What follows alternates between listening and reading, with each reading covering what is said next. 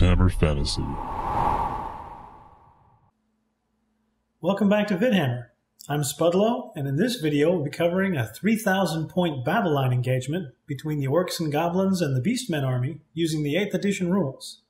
To spice things up and get away from our horde norm, we decided to take 500 of those 3,000 points out of Storm of Magic monsters, and each side is only allowed to have one unit with more than 30 models. I started out watching in this game, but took over for the Beastmen in the 3rd turn. We'll see how that plays out in Weekly Game 6. Let's go over the armies real quick. The Orcs and Goblins take a unit of 93 Night Goblins, with spears, shields, and 3 Fanatics as their horde unit.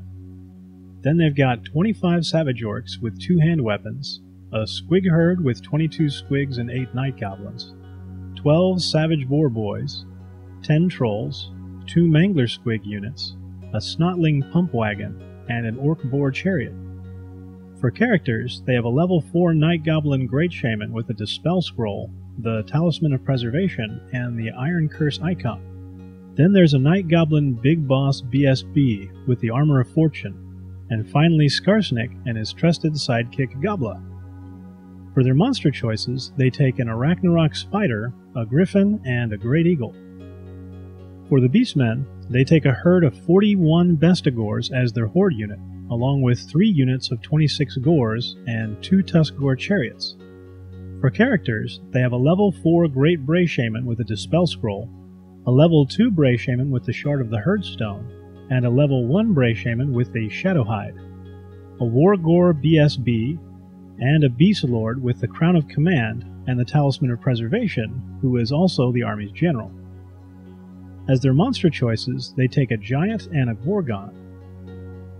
Since I started the game as a non-biased party, I set up the terrain for the board, rolling for random starting areas and making modifications as I saw fit. There are a couple of hills, some mysterious forests, 2 buildings, a ghost fence, and a mist-wreathed swamp. The Beastmen win the board edge roll and elect to set up on the right side of the board. This wasn't too surprising, even though I'd feel a little uneasy starting out with the bigger units inside of 2 different forests, but the swamp on the left wasn't too great a choice either. The Beastmen throw out their Shard of the Herdstone in the center. The 2 lesser casters, if not all 3, will be anchored to this thing to give them extra power dice, so having it in the center gives them the best options, since both of these battle lines are going to be pretty full. Before deployment kicks in, it's worth noting that the Orc character Skarsnik has a special rule in which the opposing army must roll for each unit and has a 1 in 6 chance of being held in reserve. This video was actually our 2nd attempt because in the first, between Skarsnik and scenario rules, only 1 Beastman unit started on the board. We decided to forego those rolls in this matchup so we'd at least have the chance of an entertaining video. The Beastmen start off deployment with one of their Gore units next to the Herdstone. Then the Orcs put down their main unit of 93 Goblins as their first placement.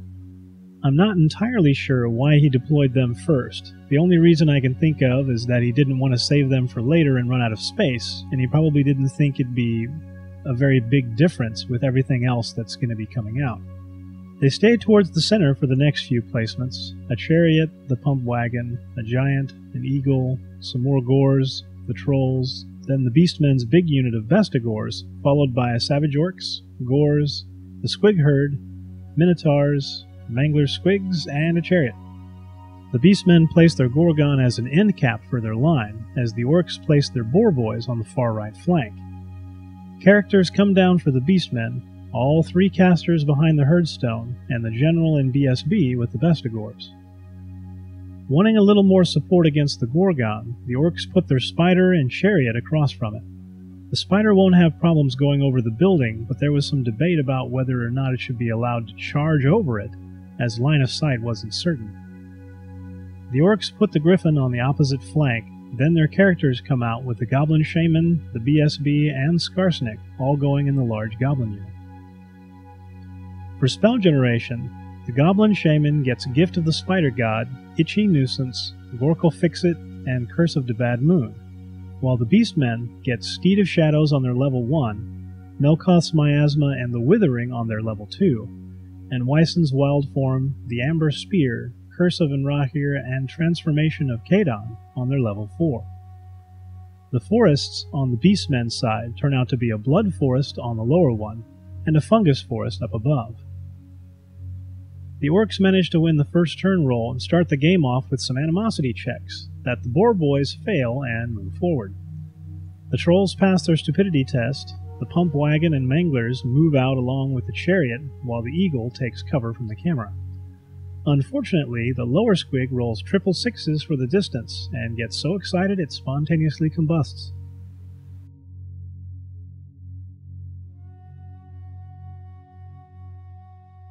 Magic is 7 versus 7. The Orcs use 2 dice plus 1 from the Magic Mushroom to cast Itchy Nuisance on the Minotaurs, lowering their movement and initiative by 5. Quite the roadblock on one of their faster units. They use their remaining dice for Curse of Debadmoon with Irresistible Force, which ends up in front of the Herd Stone, and a single wound gets saved from the backlash.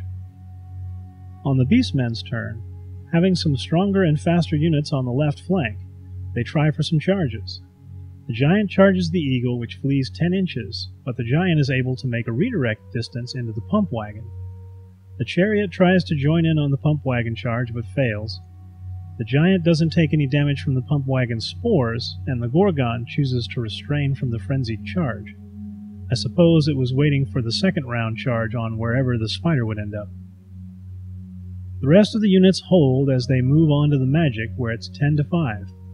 They use 5 dice to dispel the vortex first.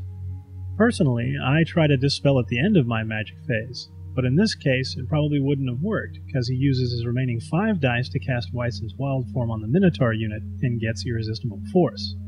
No damage gets taken in the backlash as there's no one in base contact, but power dice would have been lost if there were any left. In combat, the Giant yells and bawls.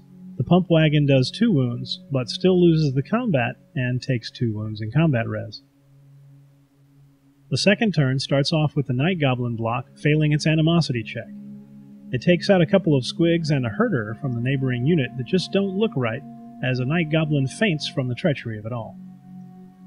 The Boar Chariot passes its terror test and charges the Giant, and, at the top, the Griffin fails the charge against the Chariot. The Eagle fails its rally and runs 4 inches, as the remaining Mangler squig also rolls triples for distance and explodes. Magic ends up being irrelevant, as their only caster is suffering from animosity.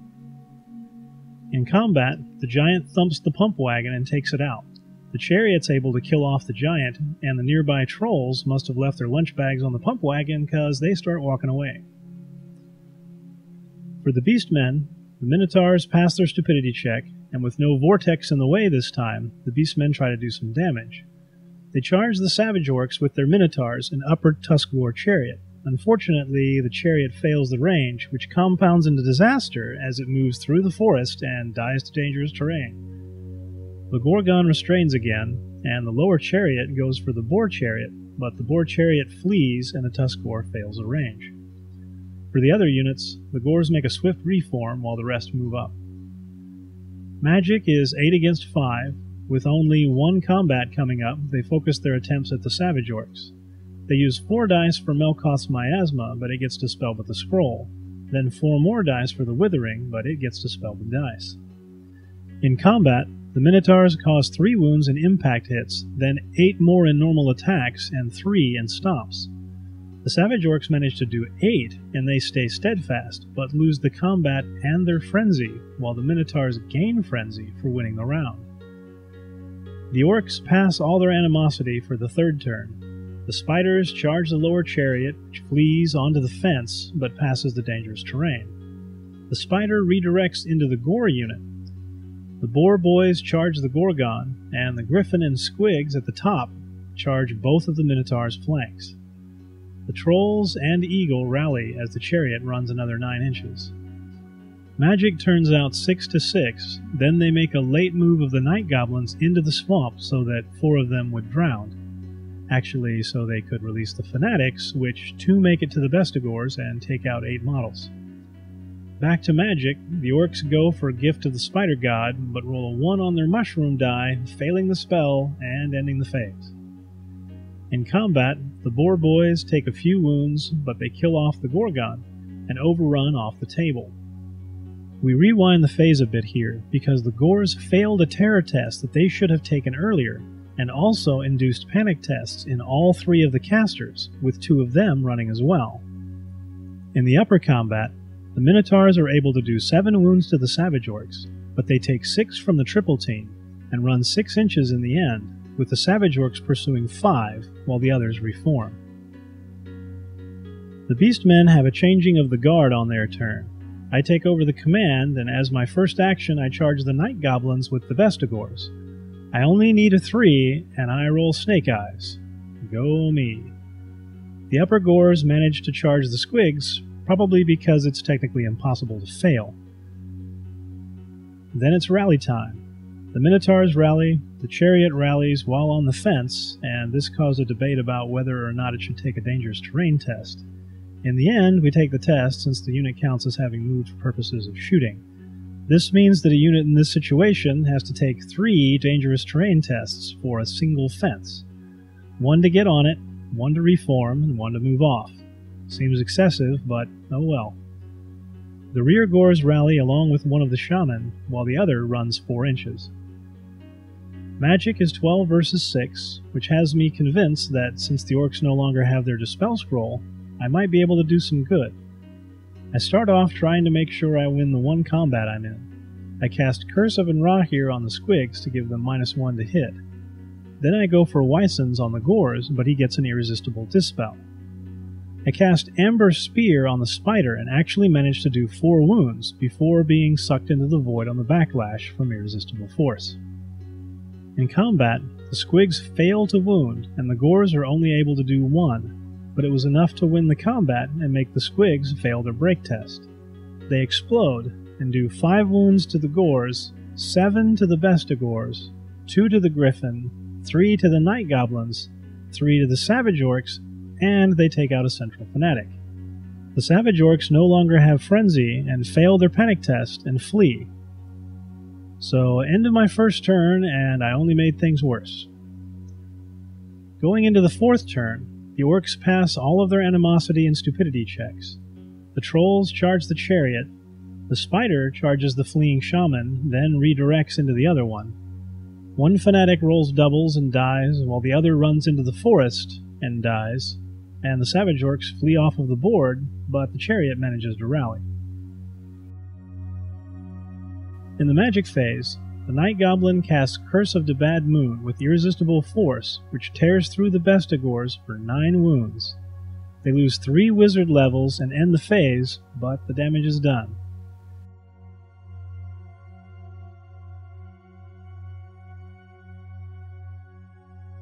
In combat, the Spider kills the Shaman and overruns into the fleeing unit and kills it too. The Trolls wipe out the Chariot, but fail to make contact on the overrun.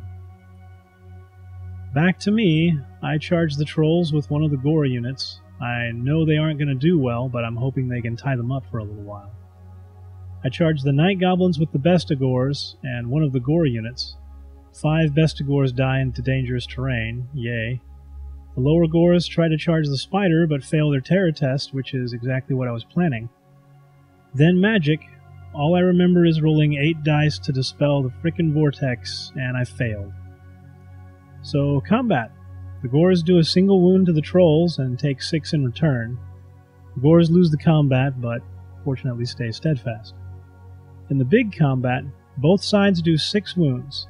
The Beastmen win the combat by 1, and the Night Goblins only have a leadership of 6, but they still get it. That was pretty much the only chance I had. With the Bestigor unit cut down to almost nothing, I know I'm not going to win the combat next round, so it's just cleanup on turn 5. The Eagle, Spider, and Griffin all join in on the combats. The Orcs cast Itchy Nuisance on the Minotaurs just to keep them away a little bit longer. The Vortex runs over a few things. Then in combat, the Trolls take out the Gors, the Night Goblins win the combat and cut the Bestigors down as they flee. And the Spider wins combat, but the Gors are steadfast and hold as we call the game. At the point that I took over for the Beastmen, I still maintain that the Beastmen stood a reasonable chance. After my rolls on the third turn, not so much. This video was pretty far off of our norm, so feel free to tell us what you think down in the comments. Do us a favor and subscribe, like the video if you want to see more, and send us a message if you have any tactics or matchups you'd like to see. Till next time from the Vidhammer crew, keep fighting.